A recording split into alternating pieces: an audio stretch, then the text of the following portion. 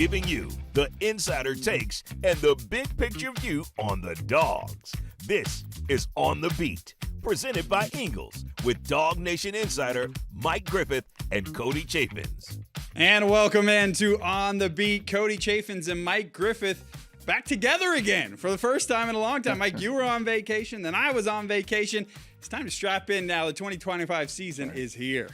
Yeah, man, it's time to dig in. Like we were talking earlier, we got to chop wood, make the main thing, get ready for our dose of Kirby Smart next week in Atlanta at the SEC Media Days. Yeah, we got SEC Media Days coming up next week. That'll give us a ton more content, some special guests we expect to see there, all throughout our DawgNation video channels as well. But this kind of time of year is set for position previews, right? Everybody's writing all these position previews about what this group could be and that group could be and what groups around the country. So CBS Sports had a guy who wrote Georgia has the deepest tight end room in the nation. And they may not have the number one tight end, but they have the deepest tight end room in the nation. And I thought, yeah, Georgia's known for their tight end play. But there were times last year where it kind of disappeared. And that was usually in some of the biggest games, or at least the biggest losses of the year for Georgia. So something I thought we should talk about, Mike, because I feel like this tight end group, if they're going to be the best in the country, they better act like it. Well, and I think that was a real key to the 2022 team, even 2021, when Georgia was able to go with a double tight end formation. It's called an ace formation, but offensive coaches love it. Defensive coaches hate it, Cody, because it presents a lot of really difficult matchups. And when there was Brock Bowers and Darnell Washington, it was all sorts of trouble because you got to be big enough to stop these big tight ends from run blocking, but you got to be fast enough to cover them too. And, you know, just reflecting back on that blowout game against TCU, talking to the TCU captain, D. Winters, I'm looking at some of these quotes, and I guess I'll just start off the top of the show with them because I think it really tells the story. When the TCU defensive captain says that scheme of having Brock Bowers and Darnell Washington, being able to move them around like wideouts in the slot, he said our guys had never covered anything like that before. And it was the tight ends that dominated the game, and it really made it hard for TCU to match up both physically and from an alignment standpoint. It was a real winning edge that created a lot of other things for Georgia. And we look at the tight end rooms now and you go, well, geez, why couldn't you do that now? Oscar Delp, he's not Darnell, but he's that, conventional tight end that can block and run. And then you see a guy like Lawson Lucky, and some people have already projected him as, a second-day draft pick that can really run after the catch. And that's the experience, guys. I mean, Jaden Reddell is supposedly ready. Smile Munnan told us, this guy's ready for a breakout, not to mention the talented guys they've recruited. Yeah, Ethan Barbour, Elias Williams joined that group.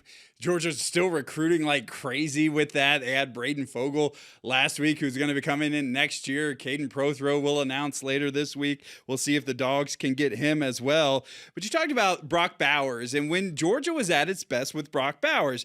Now, the TCU game, maybe a little bit of an outlier, but that game, Brock Bowers accounted for 45% of Georgia's receiving yards on that day. Now, it wasn't always like that. For Brock, in 2021, he accounted for about 23% of Stetson, or of all the team's net passing yards, 22% in 2022. And then in just the 10 games he played in 2023, he was right there around 23% of Georgia's receiving yards. That's about the chunk that Georgia hopes to have from their tight ends when they were winning national championships. Last year, Georgia's tight ends accounted for 20% of the total receiving yards for the team. And you think back to some of Georgia's best wins of last season. What do you think about, Mike? 2 wins over Texas, that Tennessee game, the offense finally looked like it was clicking on all the cylinders. Georgia Tech game as well. Well, in each of those games, Georgia was actually well over that 20% mark. They were at 36% of the receiving yards in the first game against Texas, 42% in the second game against Texas. Remember Oscar Delp's outstanding game against Tennessee? They had all 3 tight ends together, Ben Urasic, Lawson Lucky, Oscar Delp, 10 for 130, 2 touchdowns on that day, 37% of the receiving yards. So when Georgia was at its best last year, the tight ends were a big part of the offense. When Georgia was not at its best last year, think the Alabama game, Ole Miss, Kentucky, 13 points or whatever, the Notre Dame game.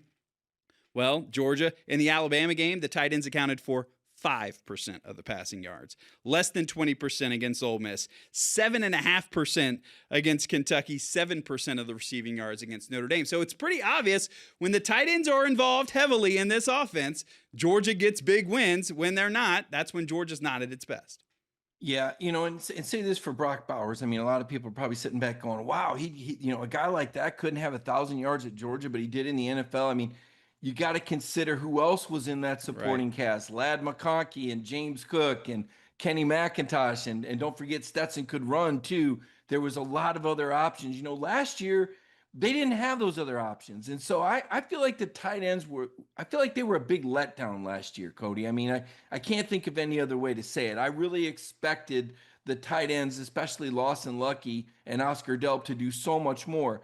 Now, how much of that is on them versus how much of that is on the scheme versus how much of that is on the quarterback, and then the way the defenses also defend you. So there's a lot that goes into that formula, but at the end of the day, I think we'd all agree, based on those numbers you put out there, well, clearly in hindsight, they could have used a lot more production from those guys in the games where they struggled. And I think back to the beginning of the season, you talk about Kentucky and Alabama. Those were some of those games where the offense just struggled early on. Now, the Alabama game, they put up a ton of yards because they were all coming back in the second half, but couldn't get the offense going in the first half. And when you think about those games, Oscar Delp just struggled out of the stretch. Didn't have a catch against Clemson, and even in that win for Georgia. You look back to the Kentucky game, 2 catches, and those were actually both Oscar Delp. Lawson Lucky didn't have a catch in that game. So when you think back to those games where Georgia wasn't going, Oscar Delp really started slow out of the gate. He had admitted to as much at spring practice and said, yeah, maybe I was reading too many of my own headlines last year going into the season, thinking about what might have been. I think back to this time last year, he was like super high rated in that NCAA football game. And so I don't know if that got to his head or what it was. But I think he started slow. He came on at the end of the season, which is a good sign. And Georgia's tight ends started playing well, minus the Notre Dame game. But they started to come on a little bit late. Really got to have that out of the gate in 2025. Yeah, I expect a big step up from Lawson Lucky. I mean, just watching him in the G-Day game, I mean, this is a really exciting player. This is a really talented, tough guy, good speed, all around good tight end. I think Lawson Lucky's a guy who could have a breakout year. I think Oscar Delp really needs to solidify that draft status. There's some questions about him that he needs to answer. You mentioned the slow start, the lack of consistency. We expect better from him because he played so well early in his career. I think back to him getting plugged in for Darnell Washington against the Ohio State in that CFP playoff game. Still one of my favorite games of all time, the Georgia-Ohio State Peach Bowl. The clock striking midnight, Brock Bowers with the matrix play, the fourth quarter comeback, the Javon Bullard hit. I mean, there were so many highlights in that game. Oscar Delp was one of those highlights. And we said, oh my gosh, look what this guy can do. And then there was a letdown. Now he needs to step it up, not just for the scouts, Cody, but to keep his job. Because there's a lot of talent in that room that Todd Hartley has recruited. You talk about, my producer Jay Black gets in my ear listening to, he is the 4th highest rated tight end in this year's NCAA game. So maybe use it as motivation this time, Oscar. But you talk about how deep the room is. And last year, Ben Urasic was that number 3 tight end. Georgia ran with a 3 tight end set quite a bit last year with Lucky and Urasic and Oscar Delp all on the field at the same time. And when you look at who's going to be the number 3 this year, because I think Urasic was kind of a bust, especially last year as well. We think back to the Kentucky game, we called him out on this show for missing blocks. He did get better throughout. I think he had a big day against Florida, but this year that number 3 is Jaden Riddell, and it's going to be really interesting. He showed some of his athleticism, and we always heard when Jeff Sentell was talking about Before the Hedges, he was showing viral clips of him in high school where he's jumping over people and doing really athletic things. But we saw a little glimpse of that on G-Day, and bringing him in as that 3rd guy could be really interesting this year as well. Yeah, I mean, this is a guy that can really get the edge. I mean, we saw that speed around the corner, and I said, oh my gosh, is that a running? No, that's a tight end doing that there. And he's talented. And when we talked with Smile Munden, a guy we got a lot of respect for, and Smile kind of a tell it like it is guy, he said, this is the guy that's going to have a breakout year. And then I saw I saw this Elias Williams and all the hype, and you're like, oh my goodness, this guy's a monster. And if he can play tough and physical, and Kirby Smart challenged those incoming guys, if Williams can play tough and physical, What might he one day be? Is he a first round talent? You mentioned Barbour, yet another guy. So yes, this is absolutely an area where Georgia is among the best in the country. Now the receiving core, Cody, I'm gonna be honest. I'm optimistic that this is going to be a very good receiving core, but I don't think anybody's going to tell you it's the best receiving core in the nation, right? There's 2 or 3 better in the SEC. You know, the Ohio State, obviously very talented. I think they'll be good, but the tight ends really can be the best. They can be that winning edge that Gunnar Stockton needs. I mean, look, Stetson Bennett, you know, when he ran the offense, he was very good. And then what he brought with the scramble ability was the icing on the cake.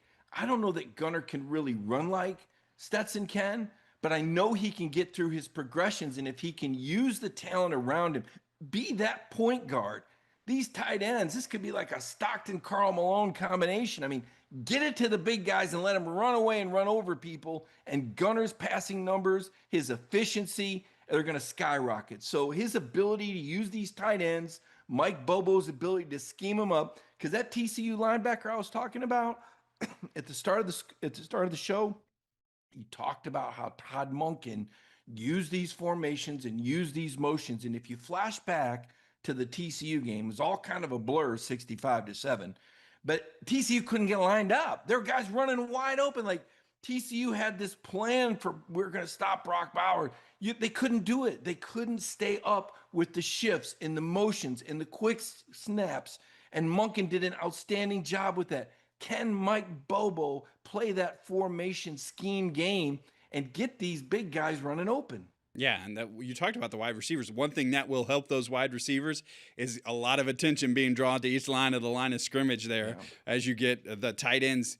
If you get lucky and dealt, that's 2 legit, maybe your 1-2 receivers right there. Why is it so important? You talked about Gunnar Stockton. We hear the cliche so much that the tight end is the quarterback's best friend. He can be a guy there. But the other thing about it is that tight end route is usually running kind of medium, right? They're not running the deep route. Sometimes we'll catch him on a seam, but for the most part, that's a guy that needs to get open and help move the chains. And Georgia last year just struggled on third down. And you talk about those games where we talked about Georgia was at their worst, the Alabama game and the Notre Dame game. Those were their 2 worst third down completion games as well. When you're not getting the ball to the tight end, you're not moving the chains, you're not keeping drives alive, keeping the defense off the field. Their 2 best third down games, the Tennessee game and the Georgia Tech game, 2 of the games where the tight ends were involved the most. That's one of those keys that keep your drives alive, keep them out there, and keep points getting up on the board if you're keeping your offense on the field. Yeah, you want to sustain those drives. And the great thing about that double tight end offense, think about how Georgia runs the pro style offense and how as the quarterback goes to the line, he's processing what he's seeing. And in those 15 seconds where Bobo gets to talk to him, perhaps they have an idea. Are they going to go with the run play they called in the huddle? Or are they going to go with the pass play they called in the huddle? And then it's the ability to execute. So when we talk about the tight ends being involved, yes, they do have to catch the ball and run away or run over, but they've also got to block. And that's the winning edge. When you can put those double tight ends out there and they can knock those linebackers and DNs off the ball and take care of their open field blocking assignments. When you mentioned Jurasic with some breakdowns last year, Delp not always the best. Lucky still working on being a better blocker. If those guys can be sound and fundamental in all aspects of the game, it doesn't just help the pass game, Cody. It helps the run game as well, and it keeps that defensive guy guessing. Is this guy coming out to punch me in the mouth, or is he going to run right past me and run a little in route for Gunnar to make that simple little 6-yard, 7-yard throw, or perhaps even further downfield as we saw in the G-Day game? Yeah, it's got to be one of those things where you can't send Lawson Lucky out and they're like, all right, pass play.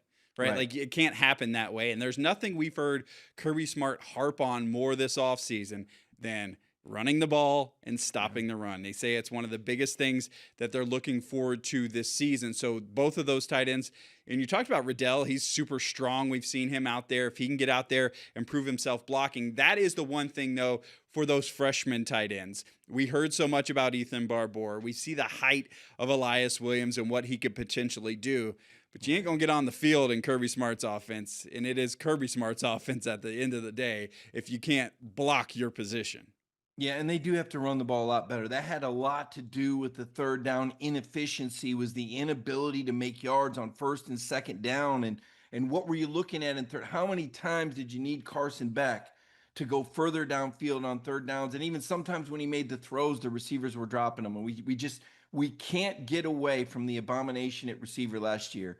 Probably one of the darkest position groups when it comes to production that we've ever seen with all those drops. I mean, it's hard for me to wrap my brain around the fact that the University of Georgia had any position group that was the worst in the country at something. But they led the nation in drop passes, and that absolutely contributed to those numbers. And the tight ends weren't really there to bail them out. There were some drop passes from the tight ends as well that were uncharacteristic. So this is an area of emphasis this offseason.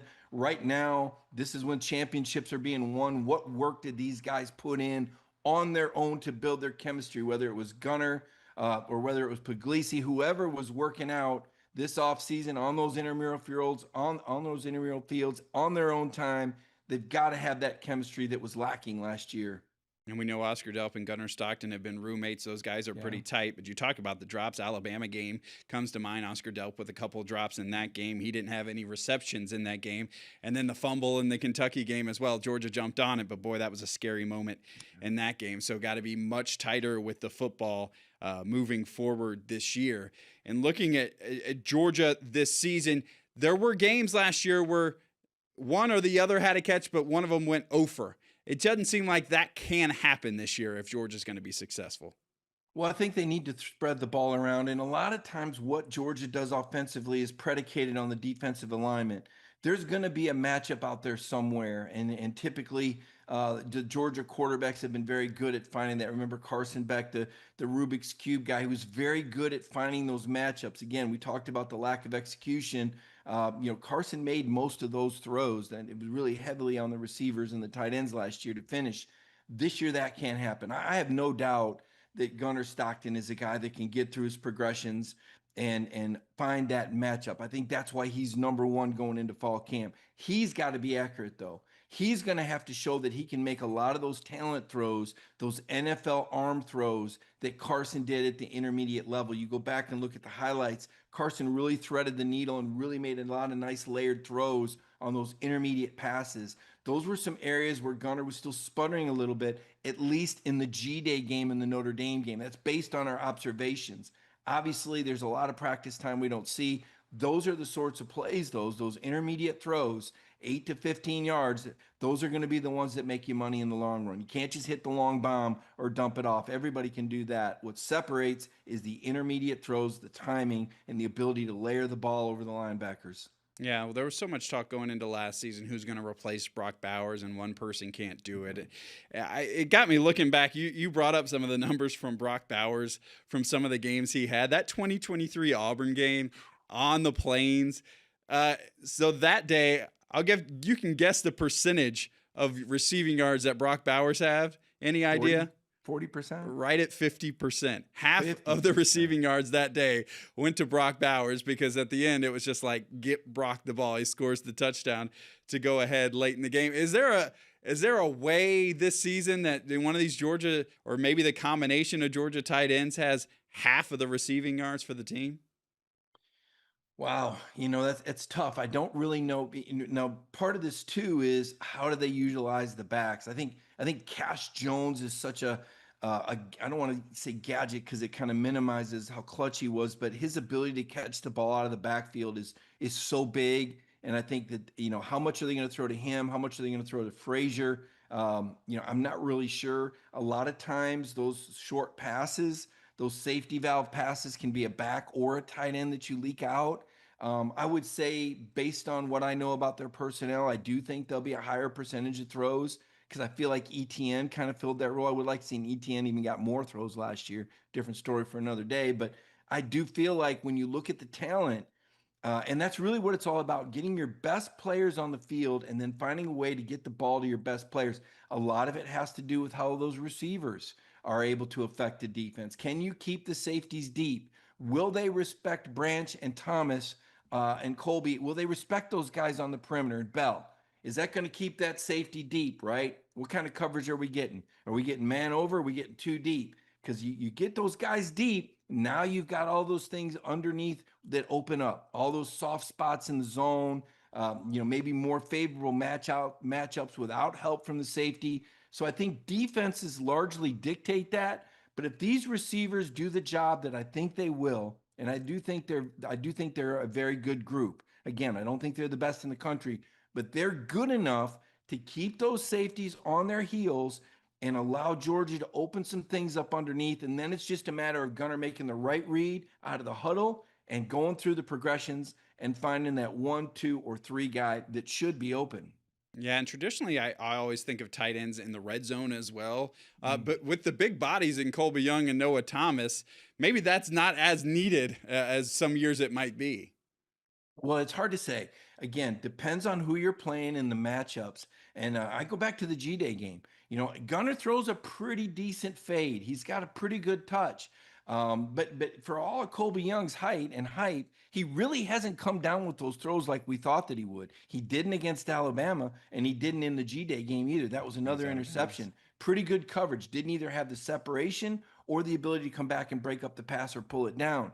If that's not going to be there, there's nothing better than seeing Oscar Delp under the goalpost open. He does that really well. He slips out, looks like he's blocking, and he slips really well. Lucky is a guy that can run away. You can throw it to him in front of the goal line. He can beat somebody to the flag. And I think Riddell has that ability too. I saw that in G-Day when he hit another gear and got outside the linebacker. It is really hard to get outside those Georgia linebackers. They are so fast and so good in pursuit. And for Riddell to do that against the Georgia linebackers in G-Day, that told me he can do that against anybody in the country. All right, that's a lot on tight ends, but it is that time of year. It caught me this week when everybody's talking about this group is so great and Georgia keeps adding 5 stars to the room.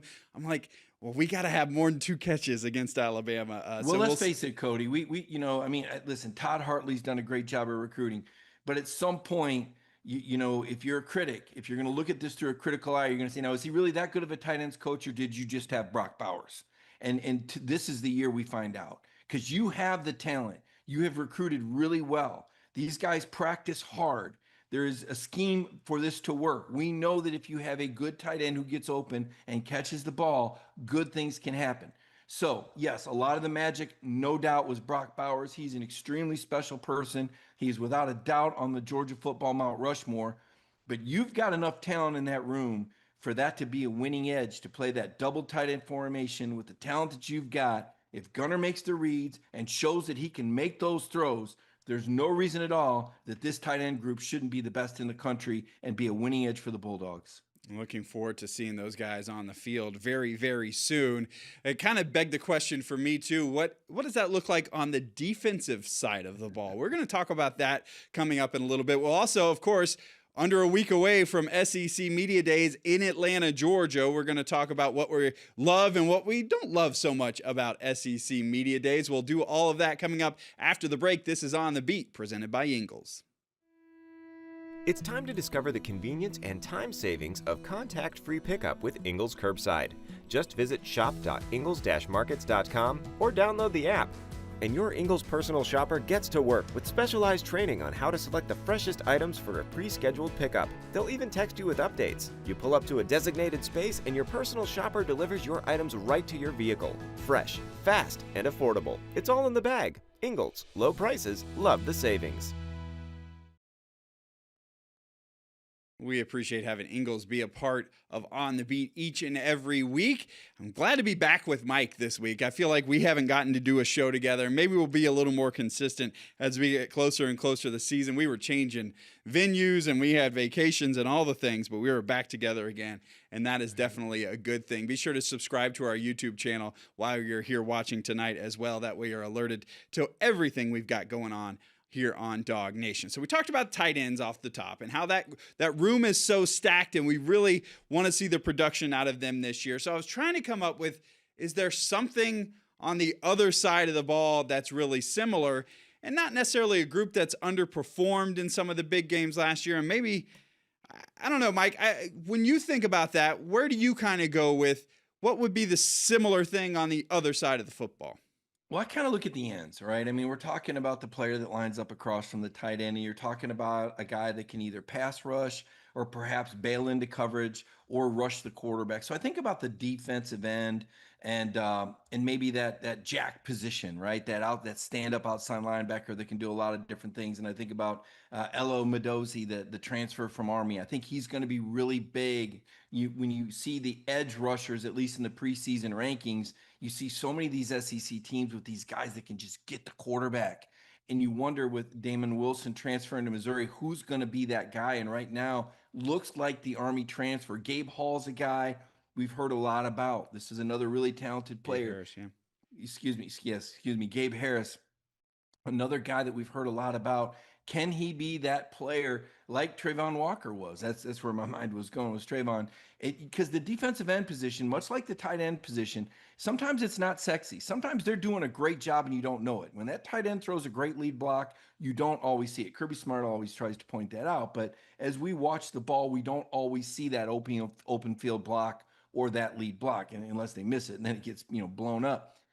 But I think that end position with Gabe Harris is going to be really big, and how he fills those shoes, I think that's going to be big for Georgia. And then I think that outside rush end, that edge position, that's going to be big too. And not necessarily getting home to the quarterback, but affecting the quarterback, getting him out of the pocket, making him uncomfortable, chasing him away so someone else can clean up. How many times did Michael Williams do that last year? And then Jalen Walker was there to clean up. So those are the two spots that kind of get it done. Not always the most obvious, and in this case, not as celebrated as the tight end position, but still very important to a versatile defense. Yeah, I think back to last year, you talk about Michael Williams, another guy, and again, it's not sexy to get out there and set the edge, right?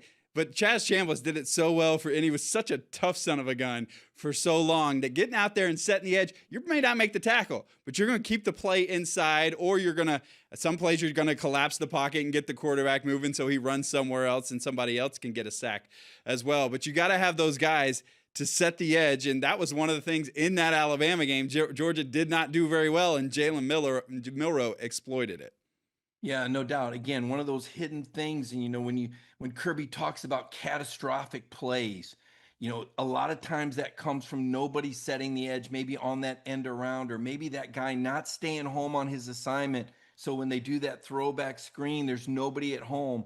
This is where being assignment sound is going to be really big. This is where having a transfer. This is a guy that's got to pick up that defense right away. One of the great things, one of the hallmarks of a Georgia defense is they don't blow assignments very often. I think I can count on one hand the number of blown assignments I've seen in 8 years that have led to a touchdown. They're really, really coached up. They're very sound fundamentally, and they play very well together. But you've got a lot of newness this year.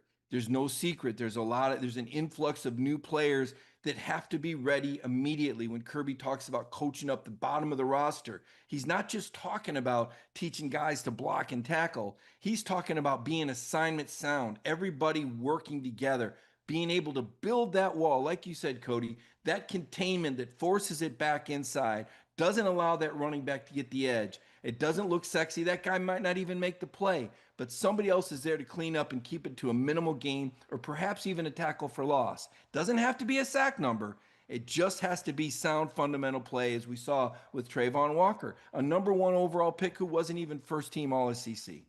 All right, so that was kind of where your head went with it. It's not the sexy position, although you'll get, kind of like the tight end. Sometimes you'll get a sack as an end, but sometimes you got to do the dirty work.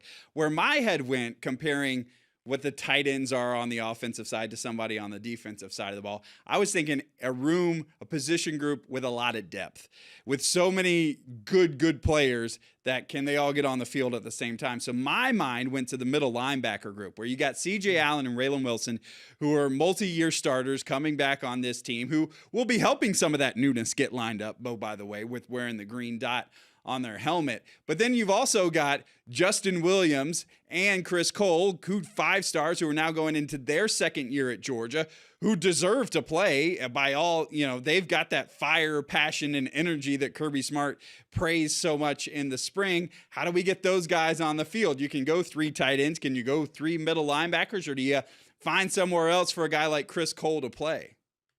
Well, I think the bottom line and the thing that's common for both of us when we're talking about these players on defense and equating them to the offense is the versatility. We're talking about great athletes that can do multiple things. The tight end is arguably the most difficult position outside of quarterback to play on offense because they're involved in the run and the pass game. They have to block, they have to catch, they have to run, they have to identify, they have to make reads.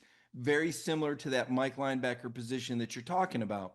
I think Dan Lanning did an outstanding job at getting so many different players involved with that Georgia defense back in the day. We'll call it the day now, the back-to-back national Way title. back then. Yeah, way back when. It seems like a whole new game now with this transfer portal, right? It's hard to. Can you imagine trying to keep a guy like Quay Walker around for 4 years? Yeah. Kind of hard to do that these days. But I think the versatility, and when you mention those linebackers, the thing that they all have in common, excuse me, is they're very good in pass coverage, as well as rushing the passer, as well as plugging the gaps. I've got to think that Glenn Schumann is going to have some schemes built up to get guys like Justin Williams and Chris Cole involved. As good as Raylan has played, as well as CJ Allen has played, who knows? Maybe we'll see 3-4 linebackers on the field at one time. Georgia's not afraid to get creative on those third down situations. And if you've got some backers that can cover well enough and also provide some speed on that rush where the offense doesn't know who's coming until the ball snapped. How many times, Cody, have we seen the Dawgs line up the 7-8 guys at the line of scrimmage, and at the end, different guys bail? We don't know who it's going to. We saw Nolan Smith in pass coverage at times in past years. You don't know who's going to do it, who's capable of doing it. I think this defense has a lot of versatility this year. Yeah, my mind goes back to the NFL Combine when Jalen Walker stood up there at the microphone and used the term chess piece probably 3 or 4 times. That was his big selling point. He said, I'm a football player. I'm a chess piece. I don't play one specific position. That means you can move him all over the board and he can come at you in different ways. And I do think that guys like Justin Williams, 5-star coming out of high school, Chris Cole, who we saw come on so strong last year, those guys can be those chess pieces. And, not to say that Raylan Wilson couldn't line up somewhere else as well, but, could find interesting ways. They've had all summer to come up with ways to use those guys in the scheme. And we talked about the tight end position. And, those incredible freshmen that came in. Well, the incredible you got Zayden Walker, a 5-star linebacker, who's going to be a force on special teams, we know, because that's how Kirby Smart uses these 5-star freshmen every year as we see him running down on punt coverage. But it'd be interesting to see if he can work his way onto the field, kind of the way Cole did a year ago. Yeah, you want to have those Swiss Army knife type of players, and not just the versatility, because you're saying, well, no, you're talking out of both sides of your mouth. You're saying that you want the substitution in the packages. Well, sometimes teams go 2-minute offense, and I think one of the things that Kirby Smart's done better than any coach in the country is the 2-minute defense. When you go into your 2-minute offense, Georgia's got so much speed and versatility out there. You don't have that gotcha moment where you're like, oh, we got the formation. We got them out formation. We're able to, we've got these mismatches. Now, no, Georgia's got guys that can do different things. And like you mentioned, Jalen Walker, a guy that was very good in coverage. Smile Munden, another guy who could cover and stop the run. I think these linebackers that we're talking about, particularly the experienced ones, the C.J. Allens and the Raylan Wilsons, these guys are able to shift gears if you try to go 2-minute offense because they can play pass coverage too. There's very good speed out there. Now, all that said, this is predicated, Cody, on having a strong defensive front because you have to protect those players to give them space. Make it hard for those offensive linemen to come out there and block them or get a shoulder on them. If your defensive line is dominant, able to play those 2 gaps, able to just hold up the line with those 3 men, it shields those linebackers and it gives them space to operate and get the angles that they're going to need to make those TFLs and stop that runner back or that whoever it is, receiver running that end around from getting that edge and turning the corner because they have clean pursuit angles. So a lot of this, for all we're talking about the versatility, whether we're talking about tight ends or linebackers and edge rushers, it still starts in the trenches. You better have a good offensive line or your tight ends aren't going to matter much. And you better have a good defensive line or your linebackers aren't going to have the angles or the vision that they need to make those kind of plays. Yeah, it all does start on the offensive and defensive line. You talk about the depth that we see at middle linebacker and that tight end. The one thing we know with the schedule Georgia played last year, all the injuries that got racked up, and the injuries are going to be a part of this game. So those are 2 of the deepest positions. What depth can they build on the offensive and defensive line as well, and have guys who, some coaches will say above the line, who are ready to play SEC football.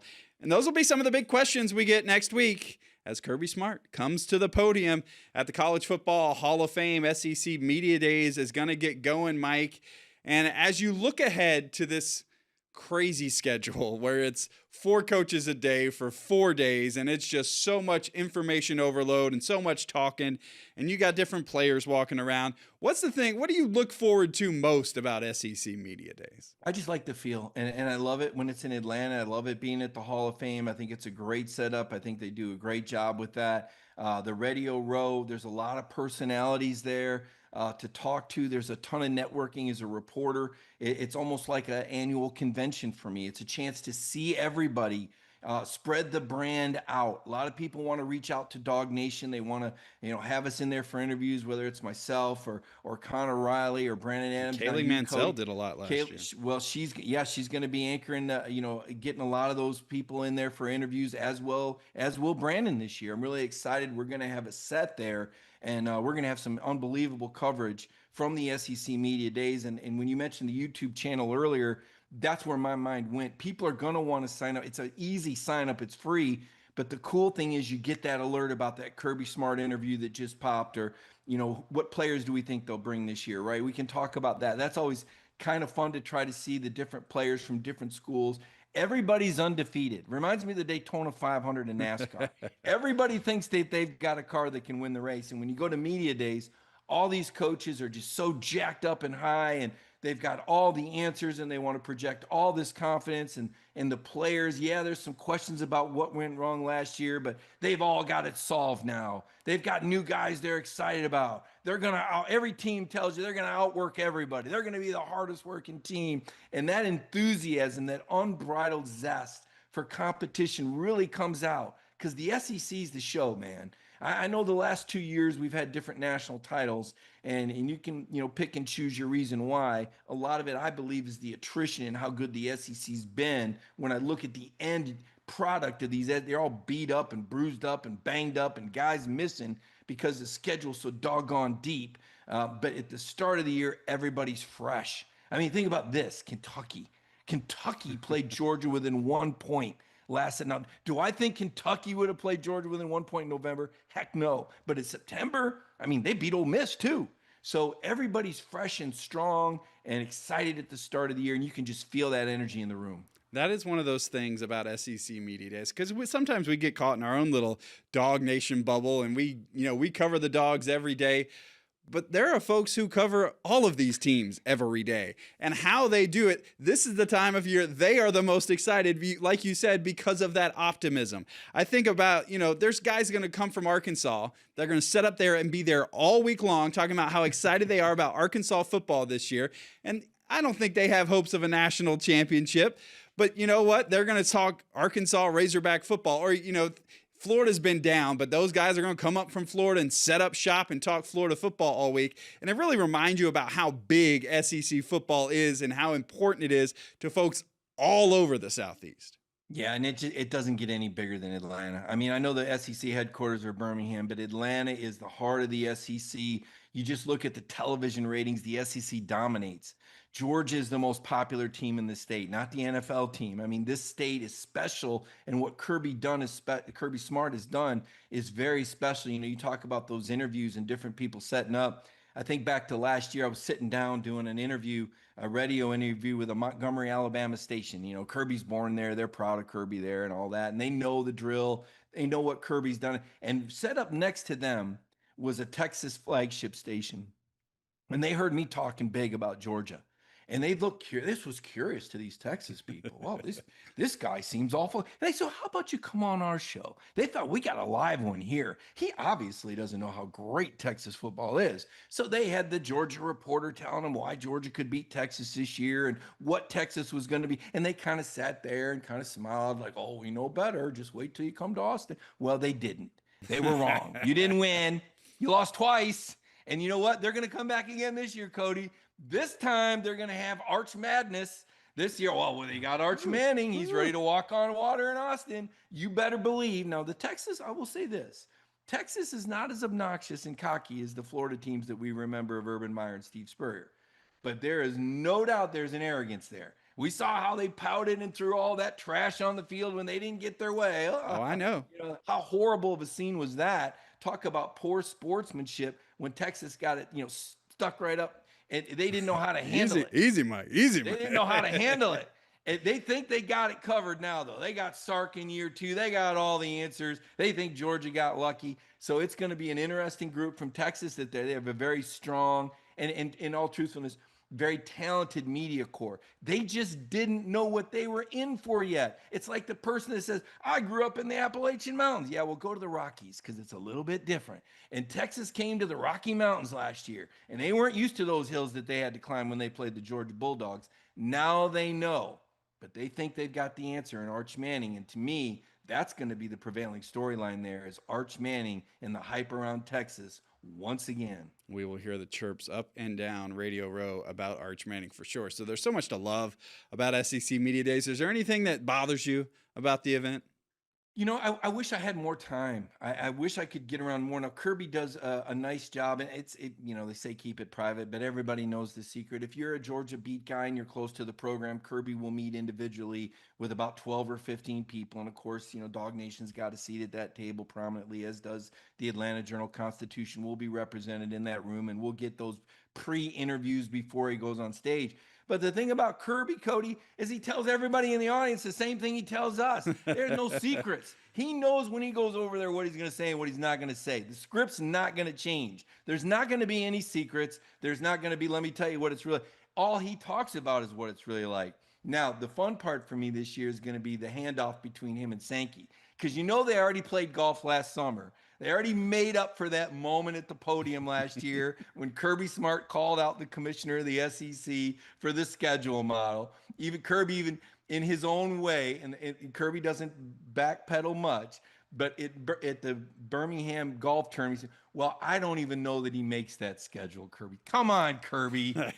Sankey, but he's like, I don't even know, like everybody, let's just all give Sankey. And I think Greg Sankey saw that, and I think that needed to happen, Cody. I do, because I think about playing Auburn in back-to-back years when the teams were added. I think about the 5 teams that had the bye week before they played Georgia in 2019, South Carolina being one of them, the last home loss, 2019, 32 games ago. That was a South Carolina team with Will Muschamp, who spends an offseason in Kirby's ear. They know each other, and Jake Fromm had a couple picks, and Rodrigo missed a field goal, and that's the last time Georgia lost between the hedges, man. But I think that Georgia got some street cred there. I think Kirby stood up for the program. I think Josh Brooks, now on the SEC Executive Committee, he's the only athletic director on the SEC Executive Committee. Josh Brooks carries a lot of weight. He's on 2 NCAA committees. You've got Kirby Smart speaking up. I feel like Georgia's operating from a much bigger position of power, and I think there's a lot more respect for the school now. Yeah, and that actually brings me to my point. The one thing that is kind of my groan about SEC Media Days is something that you've said, is that because we haven't heard from Kirby Smart since the end of spring practice, at least in a press conference setting, but because he is so big now, everybody in the room's got questions for him about everything except Georgia football, right? They want to ask him about the transfer portal. They want to ask him about NIL. They want to ask him about the state of college football and all these big picture things. So actually, we don't get as much time to talk Dawgs football as we want to at this event because of the stature that he's become. And he, well-deserved, and he should be, but he's kind of on this pedestal for all of college football. So he gets questions about all of that kind of stuff too. Well, he probably prefers it that way. When we were at the SEC spring meetings and I asked the question about the transfer portal, he said, man, I sure am glad you asked that question. And he went on a rant and a rave and really represented SEC well when he explained why there only need to be one. And I said, oh, man, we really got Kirby going today. He's really – I said, so, Coach, what do you think about the quarterback situation? I'm thinking I got them all. But there's 2 of them, and they're playing really well. That's it. That's it. He isn't going to say a lot about football anyway, because the truth of the matter is he's still got to learn. He's got, 27 practices? Yeah. He's got to figure it out. He doesn't have it dialed in. And even if he did, there's going to be adjustments and changes. What we see against Marshall and Austin Peay, all that are pre-test and quizzes for Tennessee. He can name his score. He can plug in whatever personnel he wants and win that game.